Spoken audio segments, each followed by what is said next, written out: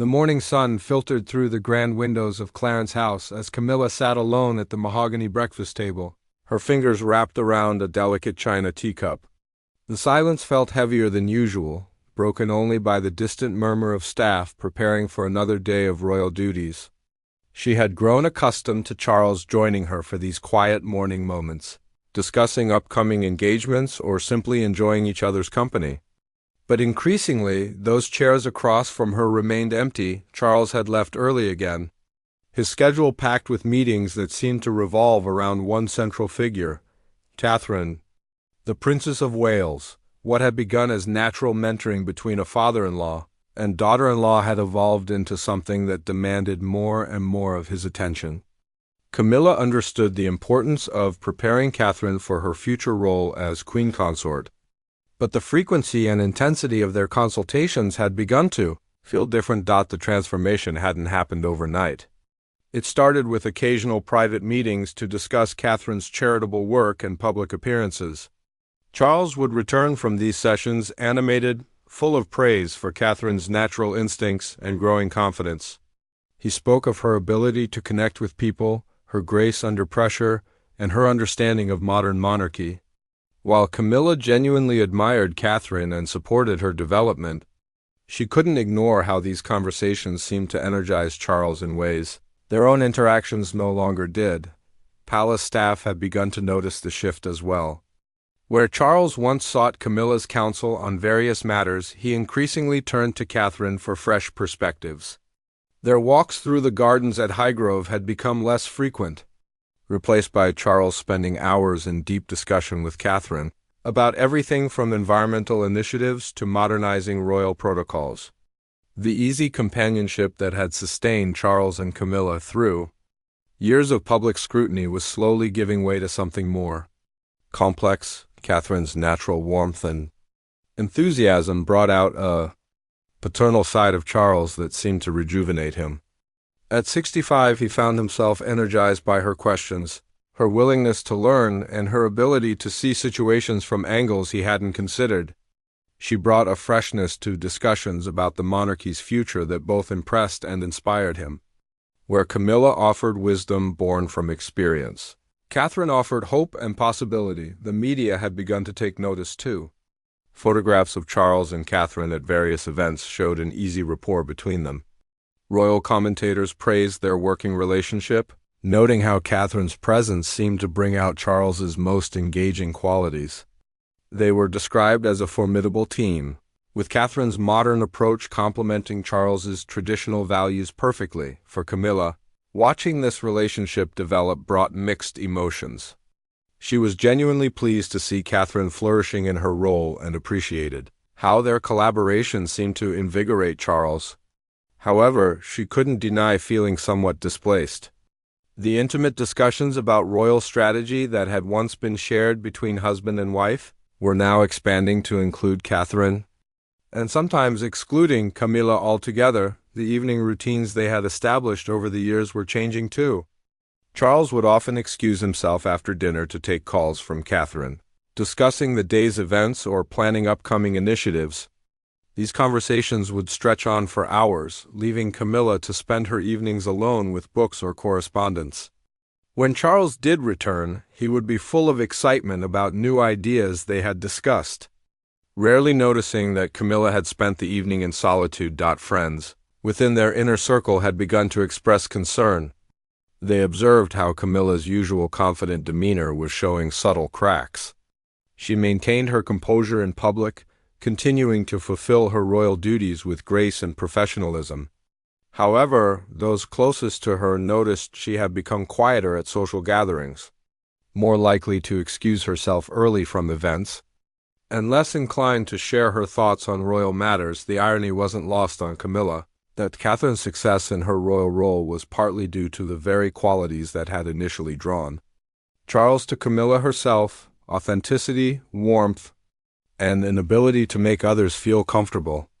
But where Camilla's journey to acceptance had been long and difficult, marked by public criticism and personal struggles, Catherine's path seemed smoother, more naturally aligned with public expectations. Charles's enthusiasm for working with Catherine had begun to overshadow other aspects of his life. Royal aides noted that he seemed more focused and energetic during meetings that included Catherine, while other obligations were handled with less apparent interest. This shift in his attention wasn't malicious or intentionally hurtful, but rather reflected his genuine excitement about the monarchy's future and Catherine's role in shaping it. As the weeks turned into months, Camilla found herself adapting to this new dynamic with characteristic resilience. She had survived decades of public scrutiny and personal challenges, always finding ways to carve out her own space within the constraints of royal life. But this situation felt different because it wasn't external pressure or media criticism. It was the gradual realization that her husband's attention was being captured by someone whose potential seemed to exceed her own. The palace walls that had witnessed countless royal dramas over the centuries were now silent observers to a more subtle transformation. It wasn't a scandal in the traditional sense, but rather the quiet reshuffling of relationships and priorities that would have far-reaching consequences. As Camilla finished her solitary breakfast and prepared for another day of royal duties, she couldn't have imagined how profoundly this shift would come to affect not just her marriage, but her entire sense of purpose within the royal family. The autumn leaves crunched beneath Charles's feet as he walked the grounds of Windsor Castle, his mind occupied with thoughts of the morning's meeting. Catherine had presented her ideas for a new mental health initiative with such clarity and passion that he found himself genuinely impressed. Her understanding of contemporary issues, combined with her instinctive grasp of how the monarchy could make a meaningful impact, reminded him of why he felt so hopeful about the institution's future. "She has such insight," Charles found himself saying to his private secretary later that afternoon. "Catherine sees solutions where others see only problems. Her approach to these modern challenges is exactly what we need." The enthusiasm in his voice was unmistakable, and it wasn't the first time his staff had heard such praise. Over recent months, Charles's admiration for his daughter-in-law had grown from professional respect to something approaching genuine awe. Their collaborations had expanded beyond simple mentoring. Catherine brought research and perspectives to their discussions that challenged Charles's own thinking. She had a way of asking questions that forced him to reconsider long-held assumptions about royal duty and public engagement. Where years of protocol and tradition had sometimes constrained his thinking, Catherine's fresh perspective opened new possibilities during a particularly memorable meeting about environmental conservation. Catherine had suggested partnering with social media influencers to reach younger audiences. Charles, initially skeptical of such modern approaches, found himself captivated by her detailed explanation of how these platforms could amplify their conservation message. Her presentation included statistics, case studies, and strategic frameworks that demonstrated a level of preparation and understanding that exceeded his expectations. The way Catherine balanced tradition with innovation impressed Charles deeply. She showed genuine respect for royal customs while simultaneously questioning whether certain practices still serve their intended purpose. This wasn't rebellious disregard for protocol, but rather thoughtful evaluation of how traditions could evolve to remain relevant. Her questions prompted Charles to examine his own assumptions, and often led to enlightening discussions that stretched well beyond their scheduled meeting times. Catherine's natural empathy resonated strongly with Charles's own charitable interests. When she spoke about visiting homeless shelters or children's hospitals, her genuine emotion was evident. She didn't approach these responsibilities as mere obligations, but as opportunities to make real connections with people facing difficult circumstances. This authentic compassion reminded Charles of his own mother's approach to royal duty, but with a contemporary understanding of social issues, their working sessions had developed a comfortable rhythm. Catherine would arrive with carefully prepared notes and questions, but their conversations often evolved into wide-ranging discussions about everything from constitutional monarchy to climate change. Charles found himself looking forward to these meetings in ways he hadn't anticipated.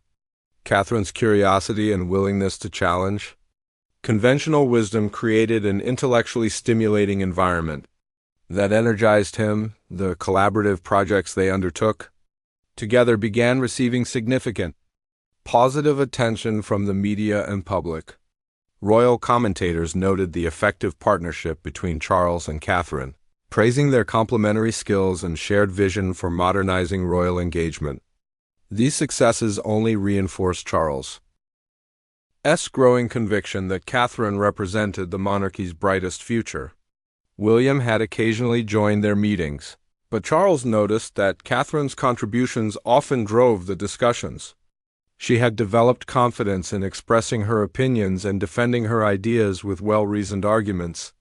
This intellectual independence impressed Charles, who had sometimes worried that royal spouses might struggle to maintain their own identity within the institution's constraints. Catherine's influence on Charles's thinking extended beyond their formal collaborations. He found himself incorporating her perspectives into other areas of his work. Her insights about communication strategies influenced his approach to public speaking. Her observations about generational differences shaped his understanding of how to connect with younger audiences. Even when she wasn't present, her influence could be felt in his decision-making. The staff at Clarence House had begun scheduling longer time slots for meetings involving Catherine, knowing that these sessions routinely exceeded their allocated time. Charles's engagement during these extended discussions was notably higher than in other meetings.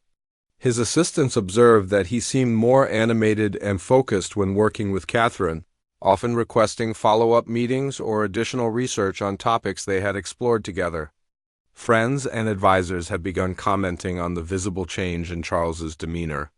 He appeared more optimistic about the monarchy's future, more willing to embrace change, and more confident in the institution's ability to remain relevant. This transformation seemed directly linked to his collaborations with Catherine and his growing appreciation for her capabilities. The complexity of his feelings wasn't lost on Charles, though he didn't fully examine their implications. He recognized that his admiration for Catherine went beyond professional respect, encompassing genuine affection for her character and appreciation for her mind. She represented everything he hoped the monarchy could become: accessible, relevant, compassionate, and forward-thinking. Catherine's own comfort level with Charles had evolved considerably. Where their early interactions had been marked by appropriate formality and some nervousness on her part, she now engaged with him as an equal partner in their discussions. This transformation reflected her growing confidence in her royal role, but also the trust and respect that had developed between them. The evening conversations with Camilla had inevitably been influenced by these developments. Charles would return home full of excitement about new ideas or successful initiatives, eager to share details about Catherine's latest insights or contributions. While he didn't consciously intend to dominate these conversations with praise for Catherine, the effect was unmistakable. Camilla found herself listening to increasingly detailed accounts of Catherine's accomplishments and potential. The subtle shift in the household dynamics reflected Charles's growing preoccupation with his collaborative work with Catherine. Evening phone calls to discuss urgent matters or plan upcoming events became routine. These conversations, initially brief and business-focused, had grown longer and more wide-ranging. Charles justified them as necessary for maintaining momentum on their various projects, but the frequency and duration suggested something beyond mere professional coordination. As winter approached, Charles's calendar showed an increasing number of joint engagements with Catherine. Their public appearances together consistently generated positive media coverage and public response. The apparent ease of their working relationship, combined with the substantive results of their collaborations, had created a partnership that seemed to energize both participants while advancing their shared goals for the monarchy's future. Camilla's footsteps echoed softly through the empty corridors of Clarence House as she made her way to the library, seeking refuge in the familiar comfort of leather-bound books and afternoon silence. The sound of Charles's animated voice drifted from his study, where he was engaged in yet another lengthy phone conversation with Catherine about their upcoming charity gala. These calls had become so frequent that Camilla could predict their timing, usually Just after lunch and often lasting well into the evening hours, the library had become Camilla's sanctuary, a place where she could escape the constant reminders of her husband's growing preoccupation. She settled into her favorite armchair, the same spot where she and Charles had once spent countless evenings discussing their days, sharing thoughts about their children, and planning their future together. Now, those intimate conversations had become increasingly rare, replaced by Charles's enthusiastic monologues about Catherine's latest achievements and insights. The transformation in her daily routine had been gradual but unmistakable. Where she once participated actively in royal planning meetings, Camilla found herself being consulted less frequently. The collaborative discussions about charitable initiatives and public engagements that had once included her perspective now seemed to flow exclusively between Charles and Catherine. She hadn't been deliberately excluded, but the natural evolution of their working relationship had simply moved beyond her involvement. Staff members had begun to notice Camilla's increased solitude. Her personal assistant observed that she spent more time in her private apartments, often declining social invitations that would have previously interested her. The woman who had once been known for her quick wit and engaging conversation in social settings was becoming notably quieter at gatherings. Friends attributed this to natural aging or perhaps fatigue from royal duties, but those closest to her sensed something deeper. The evening ritual of sharing meals had changed significantly. Charles often arrived late to dinner, apologizing for being delayed by important discussions with Catherine. When he did join her, his conversation invariably turned to their latest projects or Catherine's newest ideas for modernizing royal engagement. Camilla found herself nodding politely while internally feeling like an observer of her husband's life rather than a participant in it. Sleep had become elusive. Camilla would lie awake listening to Charles taking late-night calls, his voice carrying through the walls as he discussed strategy, upcoming events, or responded to Catherine's questions about royal protocol. These conversations, which Charles justified as necessary for maintaining the momentum of their work, had become so routine that he seemed unaware of how they affected the household's evening peace. The charitable work that had once been Camilla's primary focus began to feel less fulfilling. While she continued her patronages and public appearances with professional competence, the passion that had driven her advocacy seemed dimmed.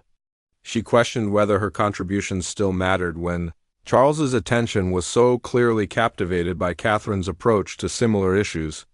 The initiatives that had once energized her now felt like obligations rather than opportunities. Friends from outside the royal circle had begun expressing concern during their private conversations. They noticed that Camilla seemed distracted and less engaged than usual. Her typically sharp observations about current events or amusing anecdotes about royal life had been replaced by polite but distant responses. When directly asked about her well-being, Camilla deflected with comments about being busy or tired, never acknowledging the deeper changes affecting her emotional state. The media's fascination with Charles and Catherine's collaborative relationship added another layer to Camilla's discomfort. Newspapers and magazines regularly featured photographs of the pair at various events, with headlines praising their partnership and speculating about Catherine's growing influence within the royal family. While these articles never explicitly criticized Camilla, the contrast between her diminished public presence and Catherine's rising profile was becoming increasingly obvious. Royal protocol required Camilla to maintain her composure and continue fulfilling her duties regardless of personal feelings. She attended state dinners, charity functions, and public engagements with the same grace and professionalism that had characterized her years as queen consort. However, observant photographers occasionally captured moments of apparent sadness or distraction that sparked speculation about her private state of mind. The relationship with her stepchildren had also been affected by these changes. William's natural closeness to his wife meant that conversations with Charles often included Catherine's perspectives and opinions.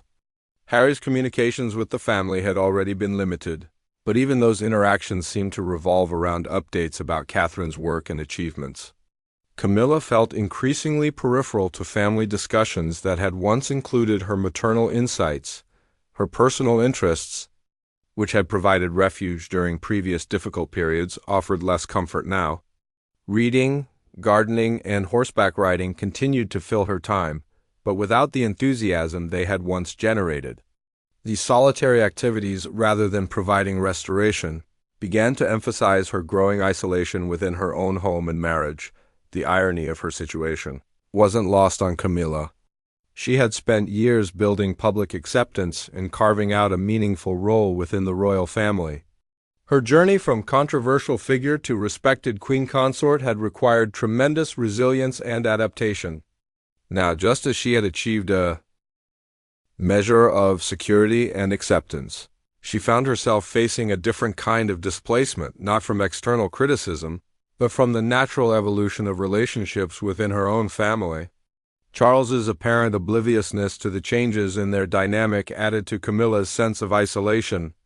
He continued to share details about his work with Catherine, seemingly unaware that these enthusiastic reports highlighted his growing distance from his wife.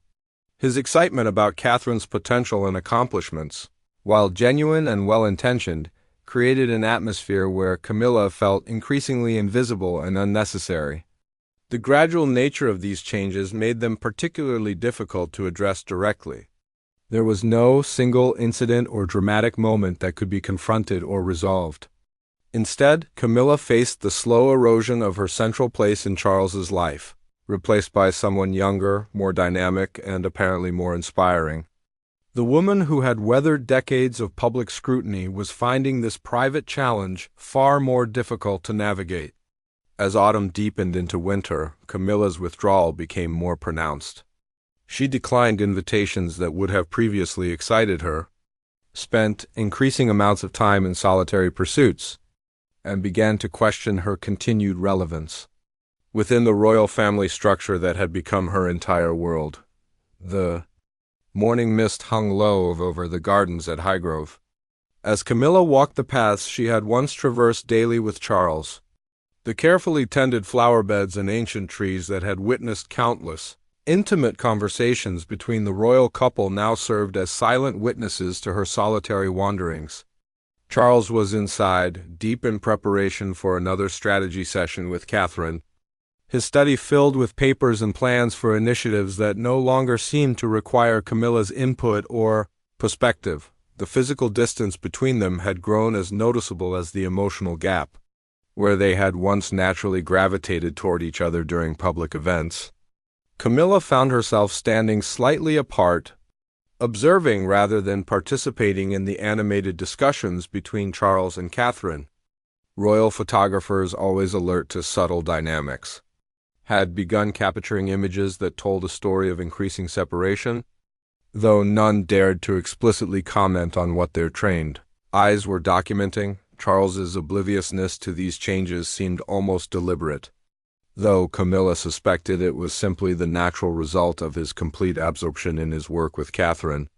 He would return from their meetings energized and talkative, eager to share every detail of their discussions without seeming to notice that Camilla's responses had become increasingly brief and distant. Her polite nods and minimal comments didn't register as signs of disconnection in his mind, but rather as patient attention to his enthusiastic reports. The staff at both Clarence House and Windsor had begun adjusting their routines to accommodate the new reality. Meeting schedules were planned around Charles and Catherine's availability, while Camilla's calendar was managed separately and with less urgency.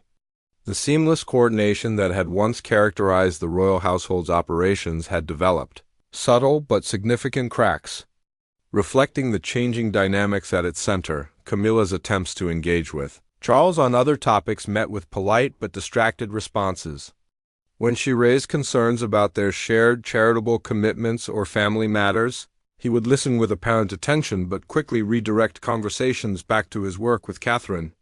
Her insights and opinions, once valued and sought after, seemed to carry less weight in his decision-making process.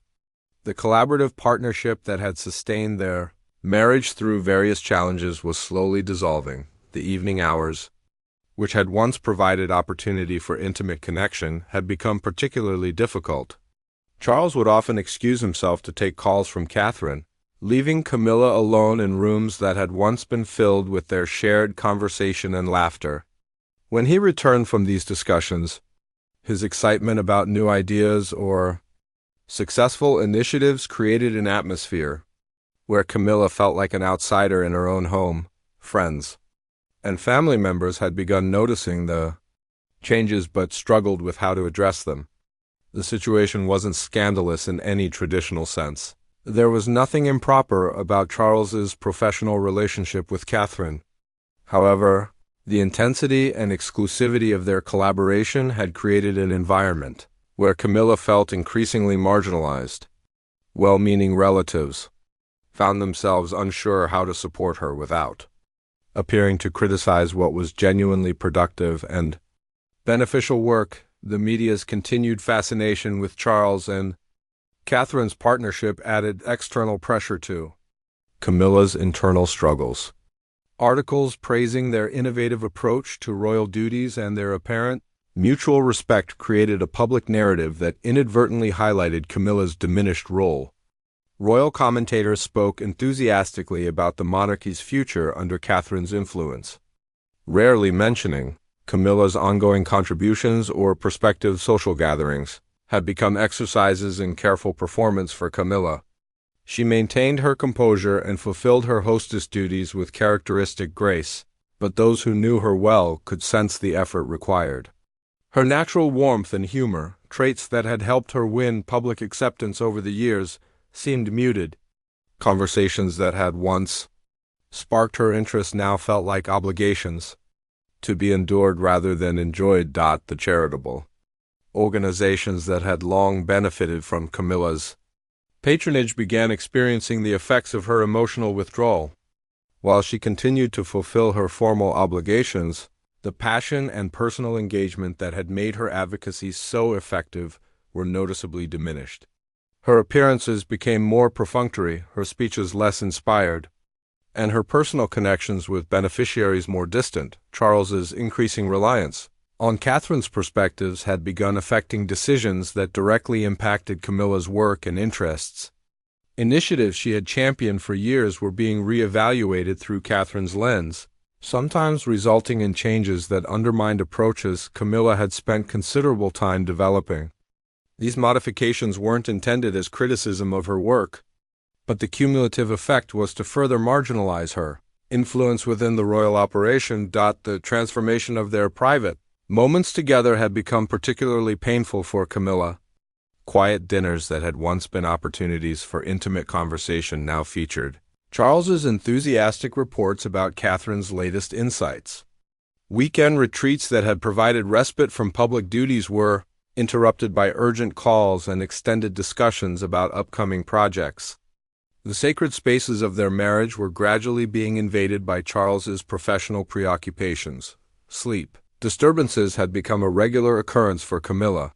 She would lie awake listening to Charles's late-night conversations with Catherine, their voices carrying through the walls as they discussed everything from strategic planning to personal observations about their work. These calls, justified by the demands of their collaborative schedule, had become so frequent that they seemed like a third presence in the marriage. The irony of Catherine's unconscious role in this dynamic wasn't lost on Camilla. She genuinely respected and liked her daughter-in-law, recognizing her intelligence, dedication, and natural grace. Catherine's success in her royal role was exactly what the monarchy needed, and Camilla understood the importance of Charles's mentoring relationship with her. However, understanding the situation intellectually didn't diminish the emotional impact of feeling displaced in her husband's affections and attention. Camilla's sense of identity, so carefully reconstructed over years of public service and personal growth, was beginning to erode. The woman who had survived decades of criticism and emerged as a respected member of the royal family was now questioning her continued relevance. The roles that had given her purpose, trusted advisor to Charles, active patron of charities, beloved family member, all seemed to be shifting in ways that left her feeling unnecessary and forgotten. The approaching holiday season, traditionally a time of family unity and celebration, loomed as another challenge. Plans for Christmas gatherings and New Year events were being coordinated primarily between Charles and Catherine, with Camilla receiving updates rather than participating in the planning process. The festivals that had once brought joy and connection now threatened to highlight the growing distance within her marriage and family relationships. The December rain pelted against the windows of Camilla's private sitting room as she sat, surrounded by Christmas cards from well-wishers around the world. The annual tradition of reading these messages had once brought her joy, connecting her to the countless people who had come to accept and appreciate her role within the royal family. Now the warm wishes and expressions of support felt hollow, as if they were addressed to someone she was no longer certain she remained. Charles's voice echoed from the adjacent room, where he was conducting his third phone conversation of the day with Catherine. Their discussions about holiday arrangements and New Year initiatives had consumed most of his attention for the past week. Camilla had stopped trying to participate in these planning sessions, having realized that her input was rarely sought and seldom incorporated into their final decisions. The elaborate Christmas schedule that emerged from their collaborations felt like something imposed upon her rather than something she had helped create. The emotional weight of her isolation had begun manifesting in physical ways. Camilla found herself experiencing headaches more frequently, her sleep patterns disrupted by anxiety and loneliness. Meals had lost their appeal, and activities that had once provided pleasure now required tremendous effort to complete. Her lady-in-waiting had expressed quiet concerns about her health, noting the subtle but persistent changes in her demeanor and energy levels. The holiday season, with its emphasis on family togetherness and celebration, only amplified Camilla's sense of displacement. Traditional gatherings that should have brought joy were colored by her awareness of how peripheral she had become to the family's central dynamics. Conversations flowed around her rather than including her, with Charles and Catherine often engaged in detailed discussions about shared interests and future plans while Camilla sat as a polite observer. Her relationship with her own children and grandchildren provided some comfort, but even these connections couldn't fully compensate for the growing emptiness in her marriage. Phone calls with her son and daughter offered temporary respite from her loneliness, but she found herself reluctant to burden them with her troubles. The strong, resilient image she had worked so hard to cultivate made it difficult to admit how deeply she was struggling with her current situation. The charitable work that had once been her passion had become increasingly difficult to sustain with authentic enthusiasm. Board meetings and patron events required her to project confidence and engagement, while privately questioning whether her continued involvement made any meaningful difference. The causes she had championed for years were thriving, but their success no longer seemed to depend on her personal investment or leadership. Charles's apparent complete satisfaction with the current arrangement made Camilla's situation even more challenging. He showed no signs of recognizing her growing withdrawal or understanding how their relationship had fundamentally changed. His continued enthusiasm about Catherine's work and his obvious pleasure in their collaboration created an atmosphere where Camilla felt unable to express her concerns without appearing petty or jealous. The media landscape had further complicated her emotional state. While avoiding reading most coverage about the royal family, Camilla couldn't entirely escape the narrative that had developed around Charles and Catherine's partnership. Headlines and commentary that praised their collaboration and speculated about the monarchy's future under Catherine's influence served as constant reminders of her own diminished relevance. Sleep had become a battlefield where Camilla faced her darkest thoughts and fears. The quiet hours of the night brought crushing awareness of how profoundly her life had changed and how uncertain her future seemed. The woman who had overcome tremendous obstacles to find happiness and purpose was now questioning whether those achievements had been temporary and ultimately meaningless. Personal routines that had once provided structure and comfort were losing their power to sustain her spirits. Morning walks through the gardens felt lonely rather than peaceful. Reading, which had always been a refuge, couldn't hold her attention for extended periods. Even her beloved horses seemed to sense her emotional state, responding to her presence with less enthusiasm than usual. The approaching New Year brought additional anxiety as Camilla contemplated what the coming months might hold. Resolution lists that would normally focus on charitable goals and family priorities felt impossible to compose when her fundamental role and purpose seemed so uncertain. The traditional optimism associated with new beginnings was replaced by apprehension about continued decline and marginalization. Friends who had supported Camilla through previous difficult periods found themselves unsure how to help with this particular challenge. The situation wasn't dramatic enough to warrant direct intervention, yet too serious to ignore. Their attempts to provide comfort often felt inadequate in the face of such profound emotional upheaval. Social gatherings that should have offered distraction instead highlighted how isolated Camilla had become. The cumulative effect of months of gradual displacement was beginning to reshape Camilla's fundamental sense of self. A confident, resilient woman who had earned public respect and personal happiness was giving way to someone uncertain and withdrawn. Her ability to find joy in simple pleasures was diminishing, replaced by a persistent sense of sadness that colored every aspect of her daily experience. Catherine's unconscious role in this transformation created additional complexity for Camilla's emotional processing. Her genuine fondness for her daughter-in-law made it impossible to direct anger or resentment toward the obvious target. Instead, Camilla found herself struggling with guilt about her negative feelings and confusion about how to address a situation where no one was deliberately causing harm, yet tremendous damage was being done.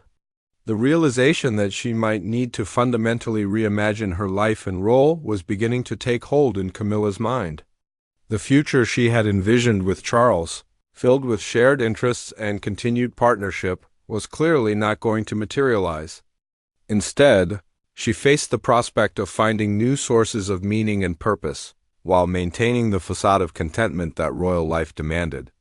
As the year drew to a close, Camilla found herself grieving for the marriage and life she was losing while simultaneously trying to summon the strength necessary to navigate an uncertain future. The woman who had triumphed over public criticism and personal hardship was facing perhaps her greatest challenge yet, learning to live with the gradual erosion of everything that had given her life meaning and joy. The January wind howled around Sandringham House as Camilla stood at the window of her bedroom, watching the bare trees bend under nature's force. The new year had arrived with little fanfare for her, marked only by another evening spent alone while Charles engaged in lengthy discussions with Catherine about their ambitious plans for the coming months.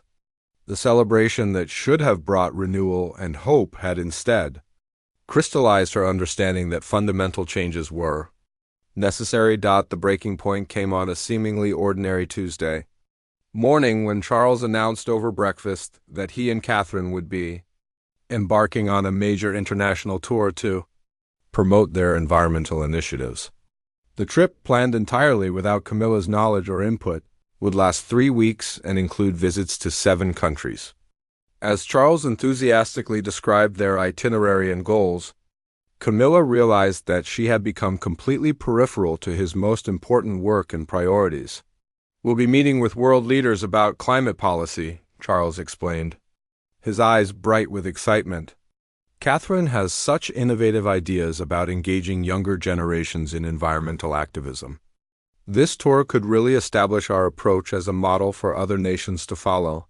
His use of "our" and "we" throughout the conversation made it clear that Camilla was not part of these collective pronouns. Despite her years of supporting similar causes, the careful composure that had sustained Camilla through months of gradual marginalization finally cracked. For the first time in their marriage, she found herself unable to maintain the supportive, understanding facade that had characterized her responses to Charles's enthusiastic reports about his work with Catherine. The polite nods and encouraging comments that had become her standard responses were replaced by uncomfortable silence. Charles, absorbed in his planning excitement, initially failed to notice the change in Camilla's demeanor. He continued describing the tour's potential impact and Catherine's role in shaping their message, apparently oblivious to his wife's growing distress. When he finally paused to gauge her reaction, the pain and frustration that Camilla had been suppressing for months were clearly visible on her face. "You didn't think to include me in these plans?" Camilla asked quietly, her voice carrying a weight that made Charles pause. 3 weeks traveling together, representing the monarchy on environmental issues that I've supported for years, and I learn about it as if I were reading the morning newspaper. The hurt in her words was unmistakable, cutting through Charles's enthusiasm like a blade. For the first time in months, Charles truly saw his wife, not as a supportive audience for his reports about Catherine, but as a woman who had been systematically excluded from the work and relationship that now dominated his life. The realization of how completely he had marginalized her struck him with unexpected force. His excitement about the upcoming tour was immediately replaced by uncomfortable awareness of how his priorities had shifted without his conscious recognition. Camilla. I don't double quotes he began, but found himself unable to formulate an adequate explanation or apology. The truth was that he had become so accustomed to planning with Catherine that including Camilla in these discussions hadn't occurred to him. Their collaborative relationship had evolved to exclude others so naturally that he hadn't recognized how hurtful this exclusion might be to his wife. The conversation that followed was the most honest communication they had shared in months. Camilla, finally given permission by Charles's apparent recognition of the problem, expressed feelings she had been suppressing since autumn.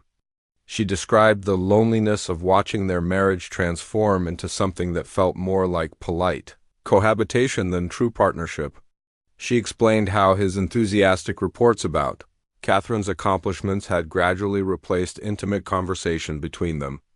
Charles listened with growing discomfort as Camilla detailed the various ways she had felt excluded and marginalized. Her description of evenings spent alone while he took calls from Catherine, meetings planned without her input, and decisions made without her consultation painted a picture of systematic displacement that he had somehow failed to recognize. The woman he loved was describing an experience of their shared life that bore little resemblance to his own perception. The international tour became a symbol of everything that had gone wrong between them. Here was a major royal initiative focused on causes that both Charles and Camilla had supported throughout their marriage, being planned as an exclusive collaboration with Catherine while Camilla was treated as an afterthought. The professional respect and personal partnership that had sustained their marriage through various challenges had been gradually replaced by something that felt more like tolerance than love. Catherine's role in their marital crisis became a topic they couldn't avoid addressing. Charles struggled to explain his growing admiration and reliance on her insights without diminishing his feelings for Camilla. He found himself defending relationships and priorities that he hadn't consciously chosen, trying to articulate why his collaboration with Catherine felt so important and energizing while simultaneously recognizing how much pain it was causing his wife. Camilla's response revealed the depth of her emotional struggle over the preceding months. She acknowledged Catherine's qualities and contributions, while expressing how impossible it had become to compete with someone who represented everything fresh and promising about the monarchy's future. The irony that Catherine's success highlighted Camilla's own perceived obsolescence wasn't lost on either of them. The discussion exposed fundamental questions about their marriage that neither had been willing to confront. Had their relationship been sustained primarily by shared royal duties and public expectations? Could it survive when those obligations no longer required their collaboration? Were they still emotionally compatible when external pressures weren't forcing them together? Staff members at Sandringham were acutely aware that something significant had occurred, though the details of the conversation remained private. The atmosphere in the house shifted noticeably, with both Charles and Camilla appearing subdued and distant from each other in the days that followed. Scheduled activities were canceled or postponed, and the normal rhythm of royal life was disrupted by the unresolved tension between them. The approaching departure date for the international tour added urgency to their need to address these issues. The logistics of the trip had already been finalized, with Catherine's participation confirmed and extensive media coverage planned. Changing the arrangements would require explanations that neither Charles nor Camilla was prepared to provide.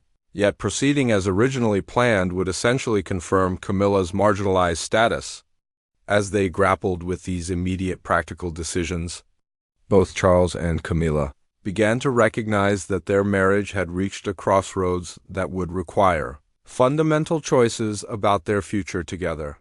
The gradual changes that had seemed manageable when taken individually had accumulated into a crisis that threatened the foundation of their relationship.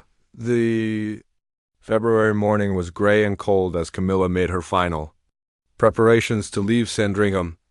The suitcases packed with her personal belongings stood by the door like silent witnesses to the end of an era. Charles had departed 3 days earlier for his international tour with Catherine, their conversation about the future left unfinished and their marriage suspended in a state of painful uncertainty. The decision to retreat from public life hadn't come easily. After weeks of attempting to repair the damage to their relationship, both Camilla and Charles had reached the reluctant conclusion that some distance was necessary. The intensity of his collaboration with Catherine showed no signs of diminishing, and Camilla's emotional state made it impossible for her to continue pretending that their marriage remained unchanged. Official announcement described Camilla's withdrawal as a temporary break for health reasons, citing exhaustion and the need for private time to recover. Royal communications experts crafted carefully neutral language that avoided speculation while acknowledging that the Queen Consort would be stepping back from public duties for an indefinite period. The media response was immediate and intense, with commentators analyzing every word for hidden meanings and implications. Camilla's retreat to a private estate in the Scottish Highlands was designed to provide the isolation and peace she desperately needed.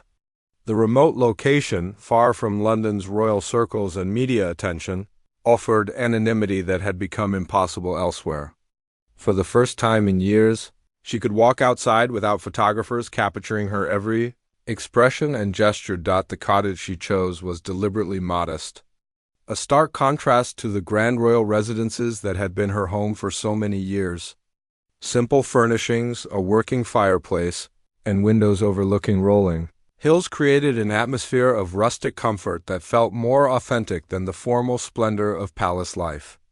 This environment allowed her to begin the difficult process of rediscovering who she was beyond her royal role. Letters and phone calls from friends and family provided some comfort during these dark days. Her children expressed concern about her emotional state and offered to visit, but Camilla declined most invitations for company. The healing process she needed required solitude and honest self-examination. That would be difficult to achieve with well-meaning relatives trying to cheer her up or solve her problems. Reading became her primary companion during the long Highland evenings. Books that had been neglected during her busy royal years were rediscovered and savored. Literature, biography, and poetry filled hours that might otherwise have been consumed by painful reflection on her marriage and uncertain future. The intellectual stimulation of reading helped combat the depression that threatened to overwhelm her. News of Charles and Catherine's international tour reached her through carefully filtered reports from loyal friends. The trip was being hailed as a tremendous success, with their environmental message resonating strongly with international audiences. Photographs showed them working in perfect harmony, their collaborative chemistry evident to observers worldwide. These reports confirmed Camilla's decision to withdraw while simultaneously deepening her sense of loss. The isolation that had initially felt necessary gradually became a trap of its own creation. Days blended together without the structure of royal obligations and public appearances. The woman who had spent years managing complex schedules and multiple responsibilities found herself struggling to create purpose and meaning in completely unstructured time. The freedom she had sought felt more like abandonment than liberation. Physical symptoms of her emotional distress became more pronounced in the Highland solitude. Sleep disorders, loss of appetite, and persistent fatigue reflected the toll that months of gradual displacement had taken on her health. Without the necessity of maintaining public appearances, Camilla allowed herself to experience the full depth of her grief and anger about what she had lost. The question of Whether to return to royal life began haunting her thoughts as winter deepened into spring. The charitable organizations that depended on her patronage were managing without her involvement, suggesting that her contributions might not have been as essential as she had believed. This realization was both liberating and devastating, freeing her from obligation while confirming her fears about her. Communication with Charles became increasingly infrequent and formal. Their conversations, when they occurred, focused on practical matters rather than emotional reconciliation. He reported on his work and asked about her health, but the intimate connection that had once sustained their relationship seemed impossible to re-establish. Both appeared to be adjusting to the reality of separation rather than working toward reunion. Catherine's continued success in her expanded royal role created additional complexity for any potential return. The monarchy was clearly functioning effectively without Camilla's participation, and Catherine's growing confidence suggested that the mentoring relationship with Charles would continue indefinitely. The space that Camilla had once occupied seemed to have been filled completely and permanently. The highland landscape, with its dramatic beauty and harsh weather, became a mirror for Camilla's internal state. Storm clouds gathering over the mountains reflected her own emotional turbulence, while rare moments of sunshine provided glimpses of possible peace and acceptance. The natural world's cycles of darkness and renewal offered hope that her own journey might eventually lead to healing. As spring approached, bringing longer days and warmer temperatures, Camilla faced the necessity of making long-term decisions about her future. The temporary retreat that had